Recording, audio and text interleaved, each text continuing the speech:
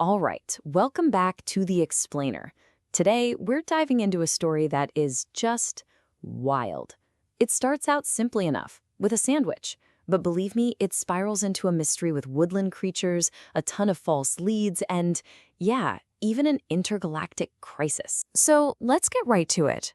The thing that kicks this whole mess off, it's not just any old snack. No, no. This is officially the world's fanciest sandwich, WTO. And yes, it's a culinary artifact made of avocado, rainbow sprinkles, and, get this, glitter-frosted pickles. You heard me right. They say it was a masterpiece. I mean, just look at it. And then, just like that, poof, it was gone. Vanished. This is the moment right here that starts everything. So, you gotta ask, right? What happened to it? Our heroes, Lila, Max, and Jazzy, they're determined to figure it out. How does something so unique and sparkly just disappear in the middle of Whispering Woods? And that kicks off phase 1, treating this disappearance like a proper detective case, starting with a good, hard look at the crime scene. Okay, so here's what they're working with. Obviously, the sandwich is missing, but they also find muddy paw prints, a single blue feather, and this lingering smell of mischief and pickles. Oh, and they have an eyewitness, a squirrel named Benny, who doesn't hesitate for a second. He points right at the town's usual suspect, Raccoon. Okay, so they've got a prime suspect. This should be easy, right?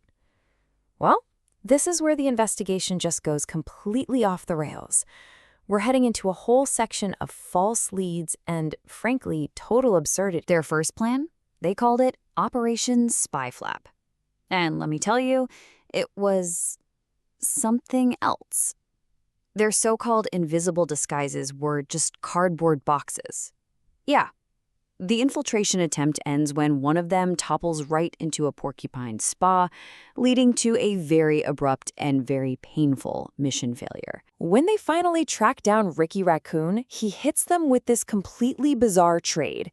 He denies taking the sandwich, but says he'd be willing to swap it for their shoelaces. Shoelaces. He does, however, give them a new lead.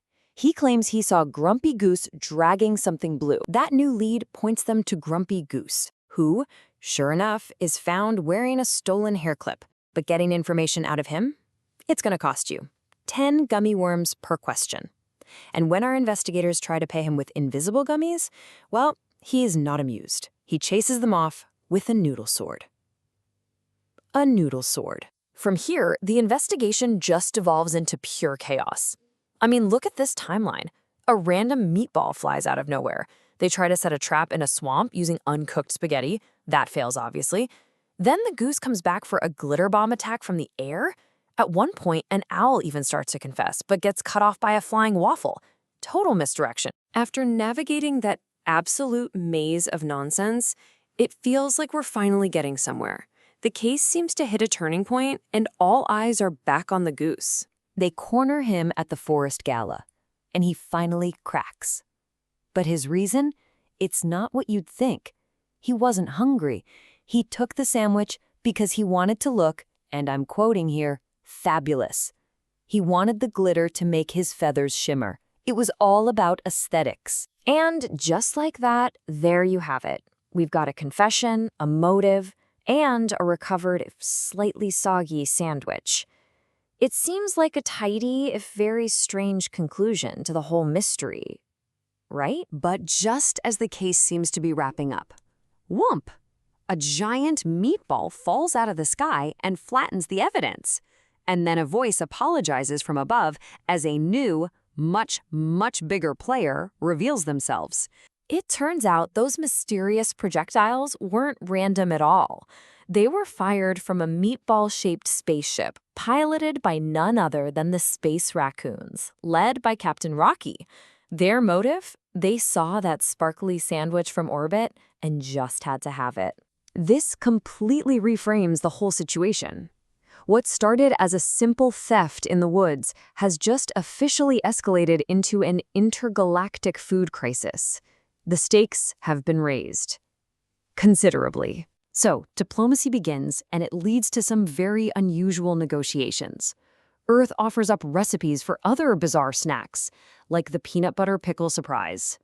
In return, the space raccoons offer their advanced technology anti-gravity sprinkles, which, by the way, immediately cause poor Benny the Squirrel to start floating away. This new alliance immediately spirals into a whole new kind of chaos. The queen bee, not exactly thrilled about aliens, leverages the situation for her own gain, which leads us to our final act, a party of pure pandemonium. The queen demands an interstellar sparkle-themed party. This results in them trying to build a galactic unicorn out of a goat named Gary and a plunger. Then, Gary, the unicorn goat, eats the queen bee's crown. The only way they solve that crisis is with a cosmic wiggle dance-off that miraculously turns an incoming meatball storm into a shower of jelly beans. You can't make this stuff up. With the party a success and the space raccoons leaving with new recipes, a snack replicator 3000 tech is gifted to the woodland creatures. For a moment, it seems a bizarre yet conclusive peace has finally been achieved. But of course, peace is fleeting. Just as a calm settles over the woods, whap, a new projectile appears. It's not a meatball this time, it's a waffle. This line just perfectly captures the escalating absurdity. Seeing the waffle, Max immediately recognizes the danger and shouts a warning, not for himself, but for his breakfast. This signals the arrival of yet another bizarre enemy. And that's where this story leaves us for now. Hovering in the sky are waffle bots, armed with syrup guns. They've resolved one crisis only to introduce another. So we're left with one final question. What exactly are the waffle bots? And what do they want with the pancakes? That, for now, remains unexplained.